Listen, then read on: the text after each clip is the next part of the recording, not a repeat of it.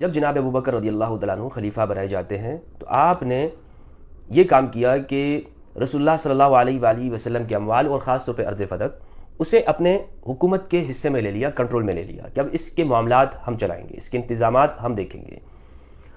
اور اسی کے مطالبے کے لیے فاطمہ الزہرا سلام اللہ علیہا یعنی اپنے والد اپنے ابا جان کی جو وراثت ہے اس کے حصول کے لیے جناب ابو بکر رضی اللہ تعالیٰ عنہ کے دربار میں جاتی ہیں۔ یہ واقعہ صحیح بخاری کے اندر، صحیح مسلم اور دیگر احادیث کی کتابوں کے اندر موجود ہے۔ صحیح بخاری کے اندر 3092، 3093 اور صحیح مسلم کے اندر 4479 کے اندر یہ واقعہ موجود ہے۔ ام المؤمنین عائشہ فرماتی ہیں کہ فاطمہ الزہرا سلام اللہ علیہا نے مطالبہ کیا اور اس کے جواب میں جناب ابو بکر رضی اللہ تعالیٰ عنہ نے پہلے تو یہ استدلال کیا، پہلے تو جس طرح کہ فتوح البلدان کے اندر ہے کہ گواہ طلب کیے کہ آپ کے پاس گواہ کون ہے، تو سیدہ نے گواہ پیش کیے۔ فتوح البلدان میں ہے کہ امام علی کو اور ام ایمن کو پیش کیا، دوسرا نام بھی ملتا ہے، لیکن جناب ابو بکر رضی اللہ تعالیٰ عنہ نے اس کو قبول نہیں کیا، ان گواہوں کو قبول نہیں کیا، فرمایا کہ یہ نصاب کامل نہیں ہے۔ تو پھر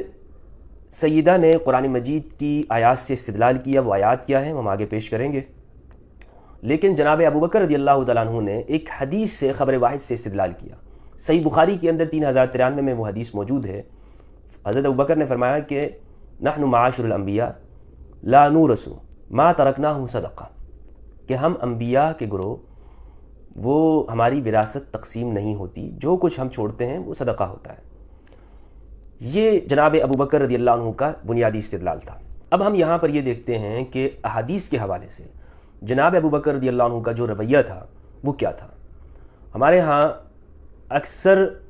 مورخین نے لکھا ہے کہ جناب ابو بکر نے اپنے زمانے میں احادیث کا جو مجموعہ خود انہوں نے لکھا تھا اس کو جلا دیا تھا۔ اس کو مناظر حسن گیلانی رحمہ اللہ نے لکھا ہے، جو چاہے وہ دیکھ سکتا ہے تدوین حدیث کے اندر۔ تو لیکن جب سیدہ نے یہ مطالبہ کیا اپنے والد کی وراثت کا، ابا جان کی میراث کا، تو جناب ابو بکر نے حدیث سے استدلال کیا ہے، سیدہ کا استدلال کیا۔ اب یہ جو حدیث ہے کہ ہم انبیاء کے گروہ ہماری وراثت نہیں ہوتی، لا نورث ما ترکناہ صدقہ، اس کو ہم قرآن مجید کے ساتھ دیکھتے ہیں۔ سیدہ نے اس کا جواب دیا، قرآن مجید سے استدلال کیا۔ قرآن مجید کی سورہ مریم سورہ نمبر 19 آیت نمبر 5 اور 6 ہے۔ اللہ سبحانہ و تعالیٰ نے ارشاد فرمایا انی خفت الموالی من ورائی وکانت امرأتی عاقرا فہب لی من لدنک ولیا یرثنی ویرث من آل یعقوب واجعلہ ربی رضیا۔ زکریا علیہ السلام نے یہ دعا مانگی پروردگار کہ میں اپنے بعد اپنے لوگوں سے، بھائی بندوں سے مجھے خوف لائق ہے، آپ اپنی جانب سے مجھے مددگار عطا کر دیجئے جو میرا وارث ہو، یرثنی ویرث من آل یعقوب، میرا وارث ہو اور آل یعقوب کا وارث ہو۔ اس آیت سے معلوم ہوا کہ انبیاء کی وراثت ہوتی ہے، انبیاء کی وراثت ہوتی ہے۔ اب کچھ لوگ یہ کہہ سکتے ہیں کہ یہاں پہ مراد وراثت سے مراد علم ہے، علم ہے کہ جس پہ وہ حضرت زکریا فرما رہے تھے کہ مجھے بعد کے لوگوں کو خوف ہے کہ وہ جو میرے بعد جو آنے والے لوگ ہیں وہ ایسے ہوں گے، ناخلف قسم کے لوگ ہوں گے۔ تو ہمارے اہل سنت نے بعض نے جواب دیا اس سے مراد علم ہے، یعنی جو انبیاء وارث وراثت چھوڑ کے جاتے ہیں۔ یہ بات درست نہیں ہے۔ اس کی وجہ یہ ہے کہ جو حضرت سلیمان جو داؤد کے وارث ہوئے تھے، سورۃ نمبر 27 کی آیت نمبر جو 16 ہے، اس میں فرمایا وَوَرِثَ سُلَيْمَانُ دَاوُودَ، سلیمان داؤد کے وارث ہوئے۔ وَقَالَ يَا أَيُّهَا النَّاسُ عُلِّمْنَا مَنطِقَ الطَّيْرِ، فرمایا کہ اے لوگوں ہمیں پرندوں کی بولی کا علم دیا گیا، وَأُوتِينَا مِن كُلِّ شَيْءٍ، اور ہمیں سب کچھ عطا کیا گیا، سب کچھ۔ ان هذا لهو الفضل المبین، یہ البتہ کھلا ہوا فضل ہے اللہ سبحانہ و تعالیٰ کا۔ اس میں دیکھیں ہر چیز ہمیں عطا کی، وَأُوتِينَا مِن كُلِّ شَيْءٍ، ہر چیز ہمیں عطا کی، تو ہر چیز سے کی وراثت انبیاء کی ہوتی ہے۔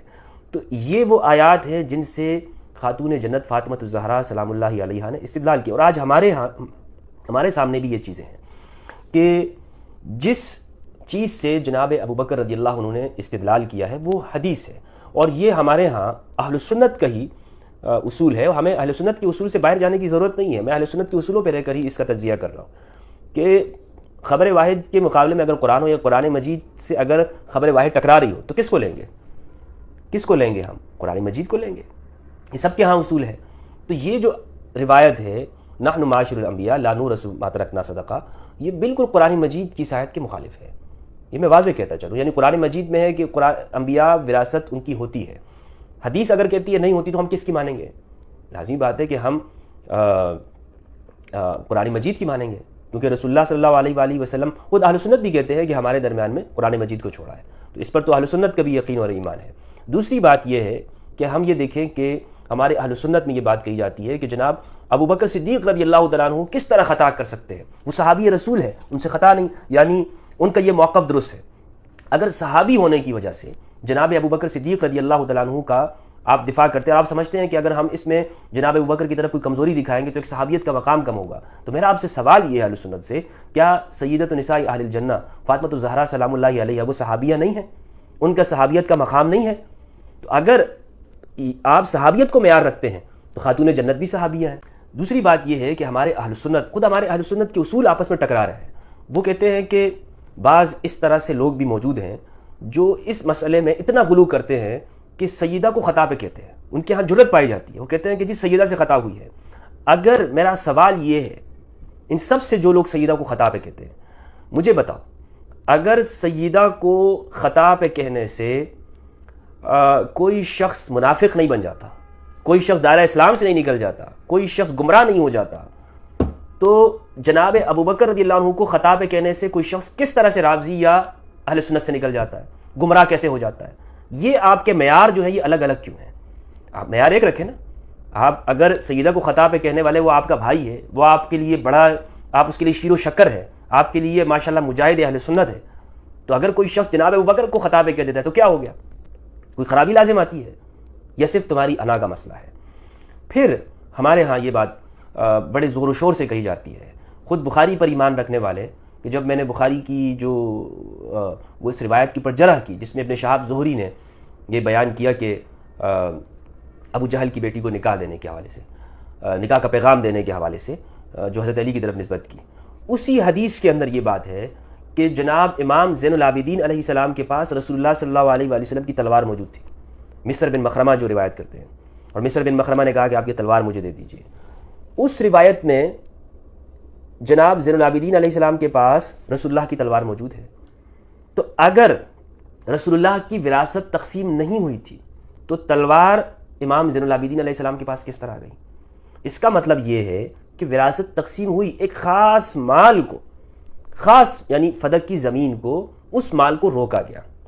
اب یہ کیوں روکا گیا، اس کی کیا وجوہات تھی، اس پہ میں انشاءاللہ تفصیلاً بھی گفتگو کروں گا، لیکن یہاں ہم اس چیز کو ڈسکس کر رہے ہیں کہ جو مطالبہ تھا سیدہ کا وہ قرآن مجید کی روح سے وہ کس درجے کا ہے۔ تو میرے نزدیک میں نے آپ کو بتا دیا کہ سیدہ کا مطالبہ بالکل حق اور ثواب مطالبہ، قرآن مجید کے بالکل عین قرآن کی آیات سے موافق مطالبہ ہے۔ پھر آپ یہ دیکھیں کہ امام علی کے پاس رسول اللہ صلی اللہ علیہ وآلہ وسلم کے مال مویشی میں سے وہ خچر جو صفین میں تھا وہ بھی امام علی کے پاس تقسیم ہوا۔ اسی طرح قرآن مجید نے ازواج مطہرات کے جو گھر ہیں انہیں بھی سورہ احزاب سورہ نمبر 33 کی آیت نمبر 53 میں ہے کہ نبی کے گھر قرار دیا ہے، فرمایا یا ایھا الذین آمنوا لا تدخلوا بیوت النبی الا ان یؤذن لکم، اے ایمان والو نبی کے گھروں میں داخل مت ہو جب تک کہ تمہیں اجازت نہ ملے۔ تو معلوم ہوا کہ جن گھروں میں ازواج مطہرات رہتی تھی وہ گھر بھی ازواج مطہرات کے نہیں، وہ گھر کس کے ہیں؟ وہ گھر بھی رسول اللہ صلی اللہ علیہ وآلہ وسلم کے۔ تو آپ مجھے بتائیے کیا سرکار کریم کے وصال کے بعد، پردہ فرما جانے کے بعد، کیا ازواج مطہرات کو ان گھروں سے نکال دیا گیا تھا کہ جاؤ ان مکانوں کو خالی کرو، اب چونکہ نبی اس دنیا میں نہیں رہے تو لہٰذا ان مکانوں پر تمہارا کوئی حق نہیں ہے؟ بتائیے مجھے، کیا جناب بکر صدیق رضی اللہ عنہ نے یہ کیا؟ نہیں کیا، بلکہ ازواج مطہرات کو ان گھروں میں باقی رکھا، رہتی رہیں، ان گھروں میں رہیں، لیکن یعنی ان سے وہ چیز حکومت کے اختیار میں نہیں لیا، اس فرق کو اختیار اپنے کنٹرول میں لیا، اور دیگر یعنی جن چیزوں کا تعلق سیدہ کے ساتھ تھا صرف اسی کو لیا گیا۔ پھر اس میں ایک اہم بات یہ ہے کہ جو رسول اللہ صلی اللہ علیہ وآلہ وسلم کے پاس دیگر اموال تھے فدق کو چھوڑ کر، جناب عمر نے وہ امام علی کو دے دیے تھے۔ ہاں اگر جو، اور وہ مال حضرت ابوبکر نے روکے تھے، حضرت ابوبکر نے وہ نہیں دیے تھے، لیکن جناب عمر نے وہی اموال امام علی کو عطا کر دیے۔ تو اگر ہمارے اہل سنت یہ دفاع کرتے ہیں، یہ بہت یہاں پر عجیب سا معاملہ ہے کہ اہل سنت اگر دفاع کرتے ہیں جناب ابوبکر رضی اللہ عنہ کا، تو اسی فیصلے کو تو جناب عمر رضی اللہ عنہ نے ختم کر دیا، اور پھر آگے عمر بن عبدالعزیز نے جو بنو امیہ نے مکمل طور پر اس کا خود ہی ہڑپ کر کے کھانے لگے، عمر بن عبدالعزیز نے اس کو واپس لوٹا دیا، لیکن عمر بن خطاب رضی اللہ تعالیٰ عنہ نے تو حضرت ابوبکر کے ہی اسی فیصلے کو آدھا طور پر تسلیم نہیں کیا بعد کے دور میں، اور وہ لوٹا دیا تھا، صرف فدق کی زمین کو نہیں دیا۔ تو معلوم یہ ہوتا ہے کہ یہاں پر ہمارے اہل سنت کے جو معیار ہیں وہ اس قابل ہیں کہ اس کے اوپر سوالات اٹھیں، اور یہ سوالات میں نے جو اٹھائے ہیں یہ اسی بنیاد کے اوپر ہیں کہ ہم اگر ہمارے یہاں آپ دیکھیں کہ ابن تیمیہ جیسا شخص، یہ مسئلہ اتنا اہم کیوں ہے؟ اس میں دیکھیں کہ سیدہ کی طرف نفاق کی نسبت کی ہے ابن تیمیہ الحرانی الدمشقی نے اپنی کتاب منہاج السنت النبویہ کی جلد نمبر 4 صفحہ 245 پہ ابن تیمیہ نے لکھا ہے کہ اگر، یعنی شیعوں کو جواب دیتے ہوئے ابن تیمیہ کہتا ہے کہ اس معاملے میں، اس مطالبے کے اندر معاذ اللہ منافقین کی مشابہت ہے، استغفر اللہ العظیم۔ تو میرا سوال دوبارہ وہی ہے کہ اگر ایک شخص تمہارے لیے تب بھی شیخ الاسلام بنتا ہے اور رہتا ہے کہ جو سیدہ کو منافقین کے ساتھ تشبیہ دیتا ہے یا خطا پہ کہہ دیتا ہے، وہ تمہارے لیے شیخ الاسلام ہے، تمہیں قبول ہے، لیکن کوئی اگر جناب ابوبکر کو خطا پہ کہہ دے، تم کیا کرو گے؟ پھر تم کس طرح سے فتنے اور اس کے اوپر غصے میں آ جاتے ہو، تعصب میں آ جاتے ہو۔ اور فتوح البلدان تاریخ کی کتاب میں تو بہت کچھ لکھا ہے، یہاں میں نے کوشش یہی کی ہے کہ اپنے موقف کو اس حوالے سے پیش کر دوں کہ سیدہ کا جو موقف ہے وہ بالکل حق پر ہے، اور الحمدللہ ہم چونکہ اہل البیت علیہ السلام کو معیار مانتے ہیں، ثقلین کو معیار مانتے ہیں، تو ہمارے نزدیک بھی یہی ہے کہ سیدہ کا مطالبہ نہ صرف حق تھا بلکہ جناب ابوبکر رضی اللہ تعالیٰ عنہ سے، یہ آپ دیکھ لیں کہ انبیاء کی طرف ہمارے ہاں اہل سنت خطا کی نسبت کر دیتے ہیں، خطا اجتہادی کہتے ہیں نا، حضرت آدم سے خطا ہوئی، خطا اجتہادی کہتے ہیں، لیکن خطا کی نسبت کرتے ہیں، تو جناب ابوبکر کی طرف خطا کی نسبت کرنے میں کون سا اصول ٹوٹتا ہے؟ اللہ سبحانہ و تعالیٰ سے دعا ہے کہ پروردگار ہم سب کو حق سچ سمجھنے کی توفیق عطا فرمائے، ملک پاکستان میں امن ہو۔ اور اس ویڈیو کا انشاءاللہ نیکسٹ حصہ آئے گا کہ جس میں اس کے اسباب کا بھی جائزہ لیا جائے گا کہ وہ اسباب کیا تھے کہ ان اموال کو لیا گیا، اور سیدہ کے ساتھ جو کچھ جس طرح سے آپ کی اس دنیا سے رخصتی ہوتی ہے جوانی کی عمر میں، 27-28 سال کی عمر میں، اس کے اسباب کیا تھے؟ اللہ سبحانہ و تعالیٰ سے دعا ہے کہ پروردگار ہم سب کو قرآن مجید اور اہل بیت کی معرفت عطا فرمائے۔ والسلام علیکم ورحمۃ اللہ۔